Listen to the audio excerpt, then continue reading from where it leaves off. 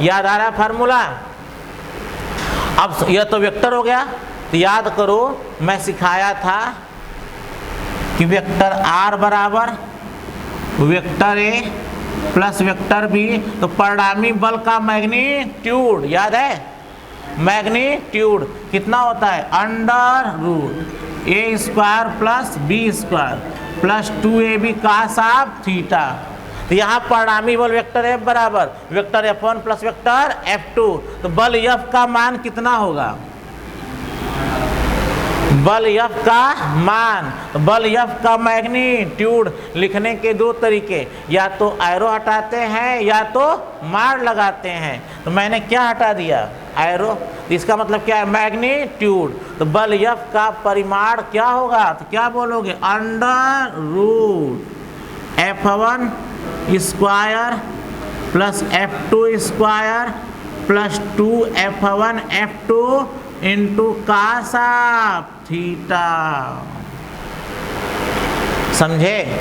अगर 3 बल होता तब, तो परिणामी बल वेक्टर F बराबर vector F1 plus vector F2 plus vector F3। हम फार्मूला केवल 2 का जानते हैं, तो ऐसा मत कर देना F1 square under root F1 square plus F2 square plus F3 square plus 2F1 F2 3 cos theta. थोबड़ा बिगाड़ देंगे सर। यह केवल 2 का फार्मूला होता है, 3 का फार्मूला नहीं होता है। क्लियर? तो परिणामी बल वेक्टर F बराबर vector F1 plus vector F2, तो इसका क्या निकाल ले? Magnitude F equal to under root F1 square plus F2 square plus 2F1 F2 cos of theta. अब बताओ थीटा क्या है? याद है? यहाँ क्या था? थीटा था वेक्टर ए और वेक्टर बी के बीच का कोण। तो यहाँ थीटा क्या होगा? वेक्टर F1 और वेक्टर F2 के बीच का कोण। तो आइए, एक कैसा त्रिभुज है? समबाहु त्रिभुज में कोण कितना होता है? 60 60 60। हमें किसके बीच का कोण चाहिए? वेक्टर F1 और वेक्टर F2 के बीच का। यह ना कोण चाहिए। तो आप लोग पता है आमने सामने कोण आपस में, तो यह 60, तो यह भी कितना होगा? 60।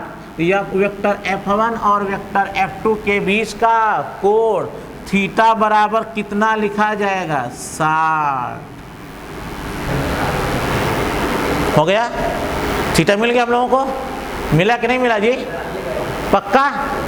अब देखिए, अतः F इक्वल टू, अब इसमें रखते हैं। अब बताओ, अगर हम F1 का मान इतना बड़ा रखेंगे तो हम तो बेहोश हो जाएंगे।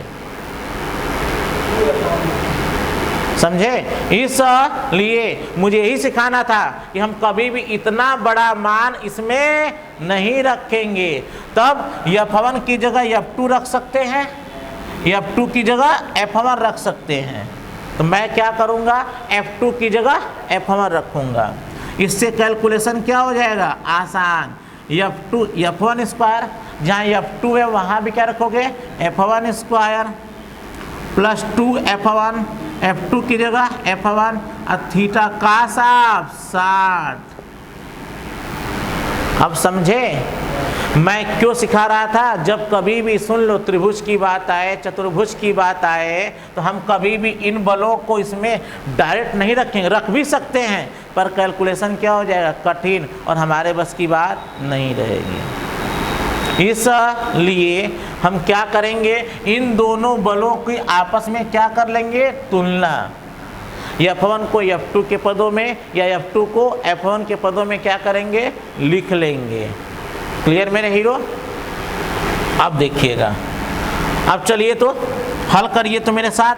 अब इसे हम क्या करते हैं? मिटा देते हैं, सब मिटा देते हैं मेरे हीरो। आप लोग वीडियो पॉज करके लिखते जाना। अब देखिएगा, तो F1 square plus F1 square 2F1 square, तो F इक्वल टू कितना हो गया? Under root 2F1 square plus F1 into F1 2F1 square और थीटा का मान cos 60 और cos 60 अंश का मान 1/2। यह मैं आप लोगों से बोला ट्रिग्नोमेट्री फार्मूला क्या करना याद, पर भगवान जाने आज से नहीं कर रहे, 11 में मिले थे तब से। F equal to under root 2f1 square, अब प्लस क्या हो गया f1 स्क्वायर। अब मुझे बताओ 2f1 square plus f1 square 3f1 square. देखो कैलकुलेशन कितना छोटा हो गया, यही सिखाना था स्मार्ट वे।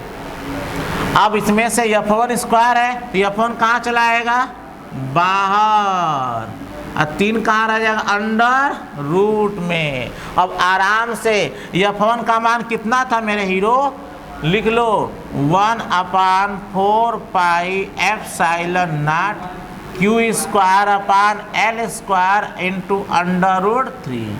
तो मैंने कहा था अंडर रूट 3 गुणा किससे कर दो 1 से, किससे कर दो 1 से, या लिख दो ऐसे under root 3 into 1/4 pi epsilon naught q square upon l square. यही क्या है बिंदु A पर लगने वाले परिणामी बल का मान है। अब सोचिए अगर f1 का मान रखते, f2 का मान रखते तो सवाल कितना बड़ा हो जाता, शायद हम हल नहीं कर पाते। स्मार्ट वे से हल करने सवाल बिल्कुल क्या हो गया आसान। तो सुन लो, यह बिंदु A पर लगने वाले परिणामी बल का क्या है मान है। अब बल कैसी राशि होती है सदिश, तभी क्या निकाले हो परिमाण। अभी क्या बाकी है दिशा। अब सुनो, मैं वेक्टर में पढ़ाया था, तुम लोग बहुत तेज आदमी हो, मुझे पता है कि यदि क्या था यहाँ क्या था, यदि दो वेक्टर का परिमाण आपस में क्या है, जैसे यहाँ f1 बराबर क्या था f2, तो सुन लो यदि दो वेक्टर का परिमाण आपस में बराबर होता है तो परिणामी ठीक उनके बीच से होकर जाता है। ये मैं आप लोगों को चिल्ला चिल्ला कर 1.5 महीने में सिखाया था। अब मैं भौकाल मारा था, याद करो उस दिन कि बिना वेक्टर के आप इलेक्ट्रिक का एक भी सवाल नहीं लगा पाएंगे। तो उस दिन मजा ले रहे थे मेरा, आज सजा भुगतो ना। फिर सुनो, यदि दो वेक्टर का मैग्नीट्यूड आपस में क्या है बराबर, तो परिणामी बल कितना है यफ, कहाँ से होकर जाएगा ठीक 20 से होकर जाएगा। परिणामी बल कहाँ से होकर जाएगा ठीक 20 से, तो f1 और f2 के ठीक 20 से होकर जाएगा। यही परिणामी बल कौन है वेक्टर f है। यही परिणामी बल कौन है वेक्टर f है। अर्थात ठीक 20 से जाने का मतलब दोनों से क्या बनाएगा समान कोण, इससे भी 30 डिग्री और इससे भी 30 डिग्री। क्लियर। तो इसको उत्तर कैसे लिखा जाएगा, उत्तर अब लिखना बाकी है ना। तो बल का यह मान हो गया। अब क्या लिखो सर दिशा। आओ दिशा क्या लिखोगे, इधर देखो दिशा क्या लिखोगे।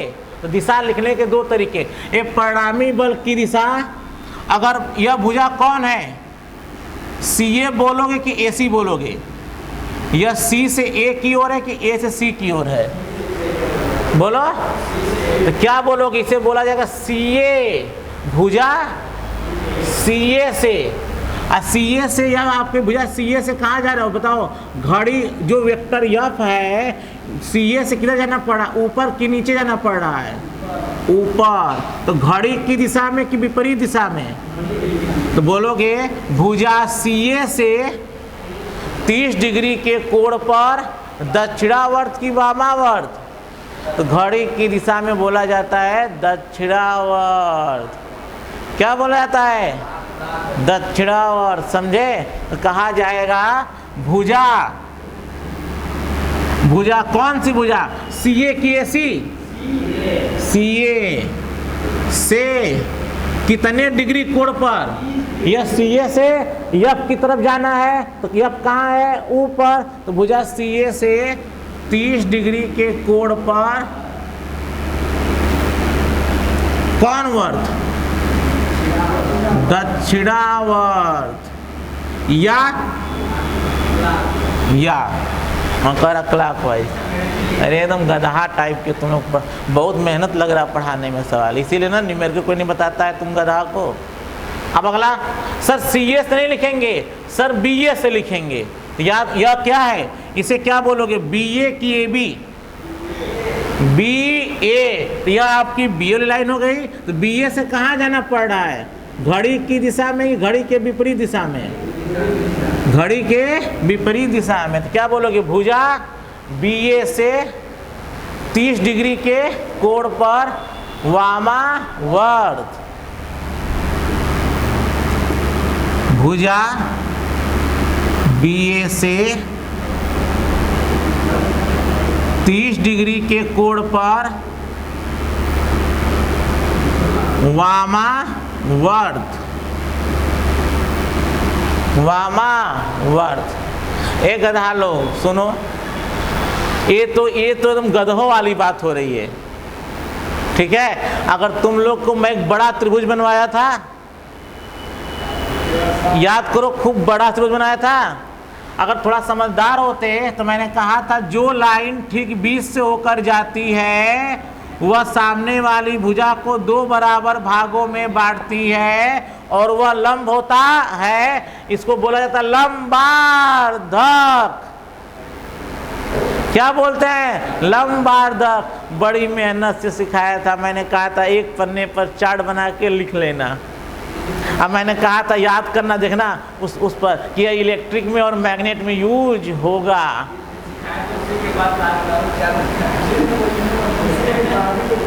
तो बंद हो गया तो सिखाया था ना, तो कितना मेहनत लग रहा है सिखाने में। तो इसे क्या बोला जाएगा?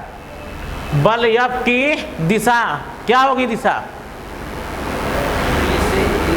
BC के लंबार्धक दिशा में, BC के लंबार्धक दिशा में।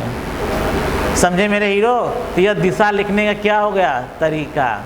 समझे? उत्तर कैसे लिखोगे? तो लिखोगे उत्तर, उत्तर। अब लिखो उत्तर कैसे लिखोगे? सुन लो, लिखो उत्तर। बिंदु A पर लगने वाला परिणामी वैद्युत बल लिख लो। बिंदु A पर लगने वाला परिणामी वैद्युत बल F √3 1/4 pi epsilon not Q²/L²। यह हो गया मैग्नीट्यूड। अब क्या बताओगे? डायरेक्शन। तो सबसे और अच्छा क्या होगा? जो भुजा CA है अगर उसको लिख दिया जाए वेक्टर CA से, जो भुजा BA है उसको क्या लिखा सर? वेक्टर BA से। ये ज़्यादा अच्छा है। तो इसमें से कोई एक क्या लिखोगे सर? डायरेक्शन। वेक्टर CA से, यह C से क्या है? A की ओर है ना, तो क्या बोला जाएगा? वेक्टर CA से 30 डिग्री के कोण पर दक्षिणावर्त, या वेक्टर BA से 30 डिग्री के कोण पर वामावर्त। ऐसे सवाल लगाया जाता है। समझे? रुक जाओ, बंद नहीं कर। कितना टाइम हुआ?